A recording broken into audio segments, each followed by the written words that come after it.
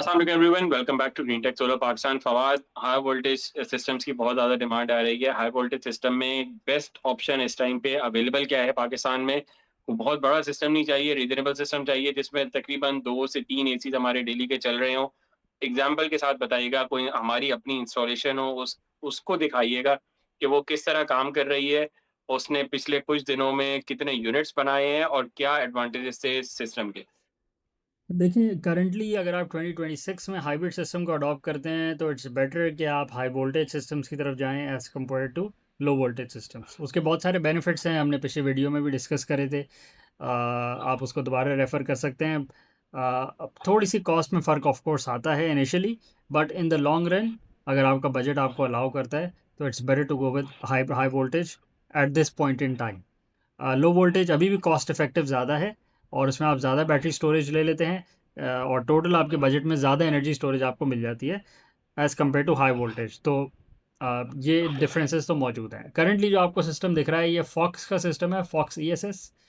इसमें फॉक्स का 20 किलोवाट का हाइब्रिड इन्वर्टर है इंस्टॉल्ड, 20 किलोवाट के सोलर पैनल्स इंस्टॉल्ड हैं और फॉक्स की ही EP12 battery lithium ion high voltage installed है।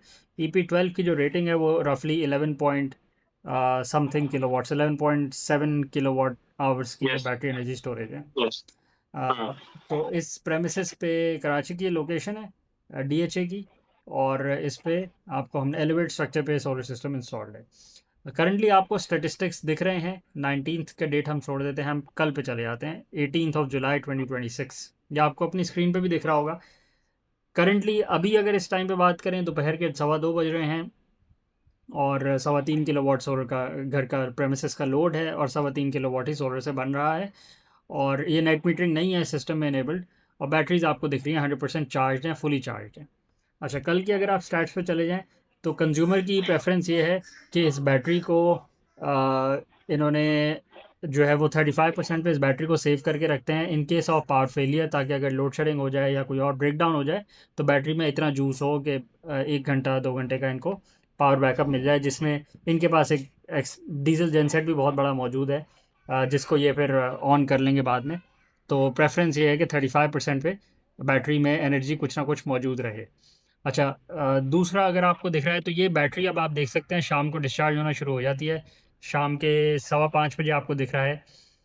कल डिस्चार्ज होना शुरू हो गई थी at a rate of 1.7 kilowatts, मतलब 1.7 किलोवाट पर डिस्चार्ज हो रही थी। उसके बाद सोलर इरेडियंस दोबारा सफिशेंट हो गई और बैटरी डिस्चार्ज होना रुक गई। उसके बाद 6:30 बजे फिर से डिस्चार्ज होना स्टार्ट हो गई और आपको दिख रहा है फिर ये 1.17 किलोवाट्स पर डिस्चार्ज होती होती होती कंसिस्टेंट लोड है। 1.88 किलोवाट का भी है, 2 किलोवाट्स का भी है, 1.6 किलोवाट, 1.7 किलोवाट। तो ये रफली डिस्चार्ज होते हुए रात के आपको दिख रहा है कि 11 o'clock 22:54, मतलब रात के 10:55 पे ये बैटरी जो है 35% अपना जो है वो रीच कर गई है स्टेट ऑफ चार्ज। अच्छा, अब इसके साथ आप देख सकते हैं कि बैटरीज जो है, जिसका मतलब है ये 11 किलोवाट आवर की सिर्फ बैटरी बैंक है और इसने शाम को आपको 5 घंटे का बैकअप इजीली दे दिया है at a load of average load of 2 kilowatts. तो ये बैटरी डिस्चार्ज हुई है 8 से 9 यूनिट्स। बाकी 35% जूस इस बैटरी में अभी सेव्ड है। अगले दिन आप देख सकते हैं सुबह बैटरी चार्ज होना शुरू हो गई है। आज सुबह, ये सुबह 8:30 बजे भी नहीं, 8:30 से पहले चार्ज होना शुरू हो गई है। ये 7:20 पे सुबह के बैटरी चार्ज होना स्टार्ट हो गई है। सोलर से 1.8 किलोवाट आ रहा है, पहले घर को जा रहा है और उसके बाद बैटरी चार्जिंग में भी पावर जा रही है।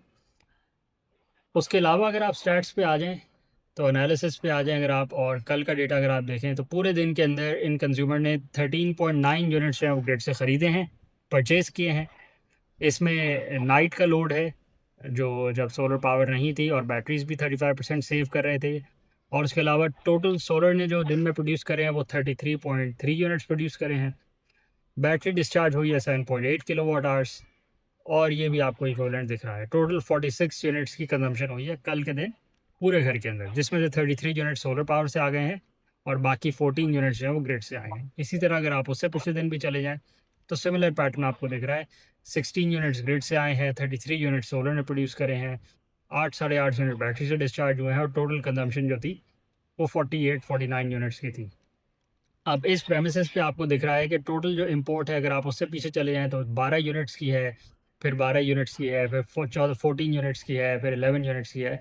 तो अगर आप एक और EP12 बैटरी लगवा लेंगे इसके साथ, which is around 11.76 kilowatt hours, तो आपकी ये जो कंजम्पशन है ये रफली 10% की रह जाएगी। 2-4 यूनिट आपके रह जाएंगे जो आप ग्रिड से ले रहे होंगे। आप वो ग्रिड से लेते रह भी सकते हैं, और अगर आप चाहते हैं कि आपको वो भी ज़ीरो करना है तो आप उसके अच्छा, साथ। देर आर जी, देर आर चांसेस कि वो भी शायद ना रहे, क्योंकि अभी 35% रिमेनिंग हमारे पास दूसरी बैटरी में भी है जो अभी करंटली लगी भी है, और 11.7 की अगर हम नहीं लगाते तो उसको भी 90% DOD पे अगर लेके जाते हैं तो तकरीबन हो ही जाएगा। क्या ख्याल है? बिल्कुल, जो सेकंड बैटरी होगी आप उसको तो 100% डिस्चार्ज कर सकते हैं, क्योंकि आपकी पहली बैटरी में आपने 35% सेव किया हुआ है। तो अगर आप दूसरी को भी 90 पे दोनों बैटरीज को 90-90 कर ले तो आप कंप्लीटली वैसी ऑफ द ग्रिड चले गए, तो आपको बैटरी में कोई जूस रखने की जरूरत भी नहीं है ना फिर। बिल्कुल, बिल्कुल, और बिल्कुल आप ऐसे ही ऑफ द ग्रिड चले गए हैं, बिल्कुल। तो और ये जो कंज़म्पशन है ये भी थोड़ी बहुत वेरिएबल है, ये एग्ज़ैक्टली फिक्स हाँ, नहीं है। तो आप जब एवरेज लोड कैलकुलेट करेंगे तो प्लस माइनस आप ऑलमोस्ट ऑफ द चलता ग्रिड रहे। जा सकते हैं। अ, अब ये इस तरह के सिस्टम्स हाई वोल्टेज हैं, इनमें आप सोलर पैनल्स, अब इस करंटली इस सिस्टम में 20 किलोवाट के सोलर पैनल्स इंस्टॉल्ड हैं, जो कि काफ़ी एक्सटेंसिव है। उसका बेनिफिट ये है कि कंज्यूमर को वॉशिंग करने की रूटीनली ज़रूरत नहीं है। कंज्यूमर अगर 2 महीने में भी एक दफ़ा वॉश करेंगे, तो जो सोलर की जो डिग्रेडेशन है और जो डस्ट सॉइलिंग इफ़ेक्ट है, उसकी वजह से जो आउटपुट है वो कम हो जाएगा, और कंज्यूमर का ज़्यादा टाइम निकल जाएगा। बट अगर कंजम्पशन इंक्रीज़ करेगी ओवर टाइम, और कंज्यूमर की कंजम्पशन प्रेमिसेस पे इंक्रीज़ करेगी, तो वो बैटरी बैंक्स और बहुत ज़्यादा चार्ज कर सकते हैं इसी बैटरी बैंक से। और अगर इन द कमिंग डेज़ उनको फ़ील होता है मुझे नेट मीटरिंग करनी है, तो वो नेट मीटरिंग भी कर सकते हैं। इवन दो नेट मीटरिंग का जो बेनिफिट है वो अब कम से कम होता जा रहा है, वो नेट मीटरिंग से हट के नेट बिलिंग की तरफ आ रही है। और जो यस। आपको टैरिफ फीड इन टैरिफ मिल रहा है, उसमें भी बहुत ड्रास्टिक रिडक्शन आ चुकी है। तो ये ऐसी प्रेमिसेस है, और ये रफली 500 स्क्वायर यार्ड्स, मतलब एक कनाल से बड़ा घर है ये। तो आप इससे अंदाज़ा लगा सकते हैं कि जो नॉर्मल कंजम्पशन है वो 45, 46, 47 यूनिट्स की डेली कंजम्पशन है। 50 यूनिट्स का बिल जो है वो आप ऑफसेट कर सकते हैं ईजिली। इतने सारे सोलर पैनल्स की आपको ज़रूरत नहीं है, आप कम सोलर पैनल से भी कर सकते हैं। बट ये एक ऐसा सिस्टम है कि जो आपने फ्यूचर प्रूफ हो गया है फॉर द नेक्स्ट 25-30 ईयर्स। आपको कुछ भी और करने की ज़रूरत नहीं है।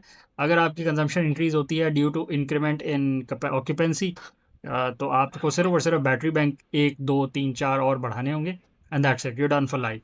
जेनसेट भी आप वो ऑफसेट कर सकते हैं, जो जेनसेट इंस्टॉल्ड है वो भी आपको ओवर टाइम उसको फेज़ आउट करना पड़ेगा, उसको सेल करना पड़ेगा, क्योंकि उसको रखने की कॉस्ट, और वो कभी यूज़ ही ना हो, तो there is no point of keeping that as an asset.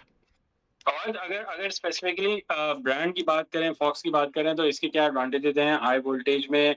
आपको याद होगा जो पहले भी हमने कुछ सिस्टम लगाए थे गुडवी के हाई वोल्टेज के 15 किलोवाट में ही, उसकी बहुत ज़्यादा डिमांड आई थी और बहुत ज़्यादा इंस्टॉलेशन हुई थी। तो ये जो फॉक्स का 15 किलोवाट हाई वोल्टेज सिस्टम है, इसके क्या एडवांटेजेस हैं, और इसको अगर हम बाकियों से कंपेयर करें तो इतने किलोवाट में हमें हाई वोल्टेज सिस्टम मेरा ख्याल है कोई एक दो ही और होगा, वरना मोस्टली हमें एलवी ही मिलता है इस रेंज में। बिल्कुल, इस रेंज में स्पेसिफिकली आपने सही कहा है। ये जो 3 किलोवाट, 5 किलोवाट, 10 किलोवाट, 15 किलोवाट, ये जो आउटपुट कैपेसिटी है, इसके अंदर जनरली मैन्युफैक्चरर्स लो वोल्टेज पे ही डिज़ाइन कर रहे हैं, क्योंकि वो पुरानी प्रोडक्ट्स हैं और वो लो वोल्टेज पे डिज़ाइन करे जा रहे हैं और प्रोडक्ट सेल हो रही है। फॉक्स की ये जो लाइनअप है, ये आपको लो आउटपुट कैपेसिटी में भी हाई वोल्टेज मिल रहा है। जिसका मतलब है 3 किलोवाट के इन्वर्टर्स भी हाई वोल्टेज मिल रहे हैं, और 5 किलोवाट भी मिल रहे हैं, और ये 15 किलोवाट में भी मिल रहा है। और इसके साथ आपको इक्विवेलेंट बैटरी बैकअप भी मिल रहा है, जो कि हाई वोल्टेज है, फुली कंपैटिबल है। तो आपको एज अ कंप्लीट सॉल्यूशन ये सारी प्रोडक्ट्स अवेलेबल हैं, और कंटिन्यूसली अवेलेबल हैं, जिसका मतलब है कि ऐसा नहीं है कि एक ही दफ़ा किसी इंपोर्टर ने ये प्रोडक्ट मंगवाई हो और उसके बाद ये प्रोडक्ट फेज़ आउट हो गई हो, based on that importer preference, कि उसने बस आज ये वाली प्रोडक्ट मंगवाई और कल को नहीं मंगवाई। तो एज अ कंज्यूमर आपको वो बैटरी बैंक अगर इंक्रीमेंट करना हो, तो आपको बाद में बैटरी बैंक ही ना मिले, ऐसा नहीं है। ऑफिशियल प्रोडक्ट है और ऑफिशियली मिल रहा है, और एज अ कंज्यूमर आपके सारे इश्यूज सॉल्व कर रहा है। एक और बेनिफिट ये भी है कि फॉक्स की जो लाइनअप है उसकी जो कॉस्ट है वो कंपैरेटिवली नॉर्मल है, बहुत एक्सेप्शनल कॉस्ट नहीं है as compare to other brands. इससे ज़्यादा एक्सपेंसिव ब्रांड्स भी हैं जो कि अपनी ब्रांड वैल्यू को कैश करवा रहे हैं, इवन दो उनके इन्वर्टर्स में इतनी एक्सेप्शनल आपको बेनिफिट्स एज अ कंज्यूमर आपको मिल भी सकते हैं। बट डे वन पे आपकी प्रेफरेंस ये होती है कि सबसे ज़्यादा कॉस्ट इफेक्टिव रह के सबसे ज़्यादा बेनिफिट्स ले लें, और सबसे ज़्यादा सिस्टम इंस्टॉल हो जाए, प्रोडक्शन करे, बैटरीज़ में स्टोर करे, आपकी कंज़म्पशन को ऑफसेट करे, क्योंकि मैक्सिमम बेनिफिट आप ले रहे होते हैं अपनी कंज़म्पशन को ऑफसेट करके ग्रिड से। तो अगर आप उस क्राइटेरिया को माइंड में रखते हुए अडॉप्ट करते हैं, तो this is one of the best ways to go forward, क्योंकि जो पूरे प्रोडक्ट की प्राइस है, वो बहुत नॉमिनल है, as compare to other high वैसे वोल्टेज जो सिस्टम्स। हाँ, और जो बैटरीज़ और इसकी जो बैटरी है और जो इन्वर्टर है, वो दोनों IP65 है और दोनों की 10 इयर्स की रिप्लेसमेंट वारंटी मिलती है पाकिस्तान में। बिल्कुल। और तीसरा जो ये इन्वर्टर है, स्पेशली जो 15 किलोवाट है, इसमें आपके पास आप दोनों बैटरीज़ लगा सकते हैं, EP12 भी और EP6 भी। हुँ। तो आप प्रैक्टिकली 5 किलोवाट के बैटरी बैंक्स भी लगा सकते हैं इसमें और 11 किलोवाट के बैटरी बैंक्स भी लगा सकते हैं। बिल्कुल, आप 2 डिफरेंट किस्म जो के बैटरी बैंक्स कनेक्ट कर सकते हैं और दोनों BMS से सेपरेटली कम्युनिकेट करेंगे, इंडिपेंडेंटली यस, कम्युनिकेट करेंगे। ऐसा नहीं है कि आपको एक ही बैटरी बैंक पे फिक्स हो जाना पड़ेगा। ये भी है कि बाद में अगर कोई और बैटरी मॉड्यूल चेंज हो जाता है, बैटरी कैपेसिटी चेंज हो जाती है, आज आप 11 किलोवाट आवर का लगवाते हैं, बाद में आप को 20 किलोवाट आवर का बैटरी बैंक आ जाता है, आप उसको लगाना चाहते हैं, तो वो भी इसमें इंटीग्रेट हो सकता है, क्योंकि इसमें 2 इंडिपेंडेंट सिस्टम्स कनेक्ट हो सकते हैं।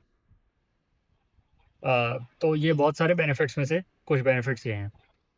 अगर आज के दिन आप लगवाना चाहते हैं, मतलब अगर आप 2026 में सोलर सिस्टम लगवाना चाहते हैं, हाइब्रिड सिस्टम, तो उसमें प्रेफरेबल यही है कि आप हाई वोल्टेज पे जाएँ, बट लो वोल्टेज भी, उसमें भी आपको नुकसान नहीं है, कॉस्ट इफ़ेक्टिव है। इन द लॉन्ग रन आपके सारे इश्यूज़ आपके सॉल्व हो जाते हैं। अगर आपको भी इस तरह के सिस्टम चाहिए, आप कॉन्टैक्ट कर सकते हैं। ग्रीनटेक सोलर की services all over Pakistan available हैं। Low voltage systems, high voltage systems, hybrid systems, on grid systems, off grid systems, residential systems, commercial, industrial, छोटे सिस्टम्स 2 किलोवाट के या फिर 20 मेगावाट के सिस्टम्स फॉर इंडस्ट्रियल कंजम्पशन, आप contact कर सकते हैं। ग्रीनटेक सोलर की services all over Pakistan available हैं। कॉन्टैक्ट नंबर्स गिवन है, कॉन्टैक्ट करें। Thank you.